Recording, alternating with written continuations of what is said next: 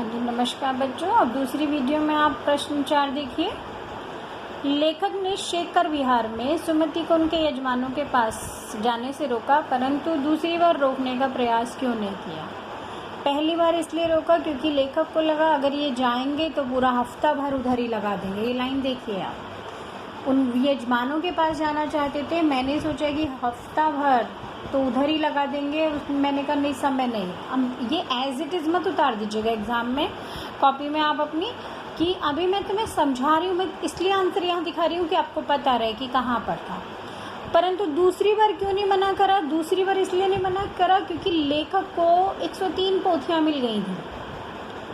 लेखक उन्हें पढ़ना चाहता था, इसलिए मैंने उन्हें जाने से के लिए कह दिया। पहली बार रोका था लेकिन दूसरी बार मना कर दिया क्योंकि लेखक चाहता था कि एकांत में रहकर वह उन पुस्तकों को पढ़ सके। पहली बार इसलिए रोका क्योंकि समय की कमी थी, सप्ताह भर लगा देते तो लेखक को लगा देर लगेगी।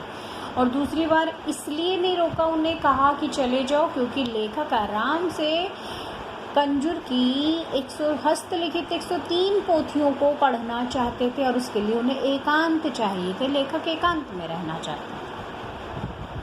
अब बेटा प्रश्न 5 देखिए। अपनी यात्रा के दौरान लेखक को किन कठिनाइयों का सामना करना पड़ा? तो इसके आंसर में बहुत सारी चीज़ें। लेखक को किन कठिनाइयों का सामना करना पड़ा? सबसे पहले तो लेखक को भिखारी के वेश में यात्रा करनी पड़ी, उसे जगह जगह पर भीख मांगनी पड़ी।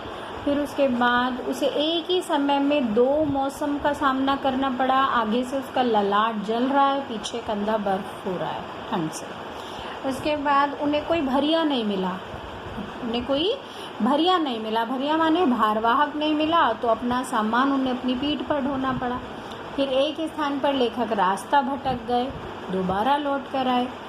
तो आपने देखा, और अंत में आप देखेंगे लौटते समय उन्हें रहने के लिए अच्छा घर भी, अच्छा स्थान भी नहीं मिला। तो आपने देखा कितने सारे कारण हैं जिन कठिनाइयों का लेखक को सामना करना पड़ा। प्रश्न ये भी हो सकता है, अपनी यात्रा के दौरान राहुल सांकृत्यायन जी को, अब तुम्हें लेखक का नाम पता होगा तो आप कर लोगे, नहीं सोचोगे कौन सा पाठ है।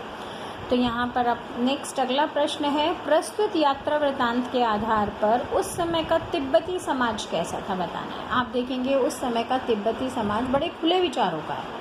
वहाँ पर कोई जाति पाति की रोक टोक नहीं, कोई सामाजिक बंधन नहीं, कोई छुआछूत नहीं। आप किसी के भी घर में कहीं भी भीतर तक जा सकते हैं। और साथ साथ हमने देखा वो किसको मानते हैं? बौद्ध धर्म को मानते हैं।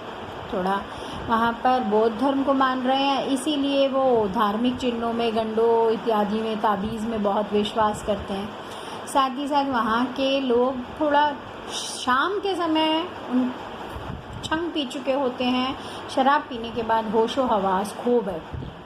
वहाँ महिलाएं पर्दा नहीं करती। तो ये सारी चीज़ें वहाँ के हमें तिब्बती समाज के बारे में पता चल रही है।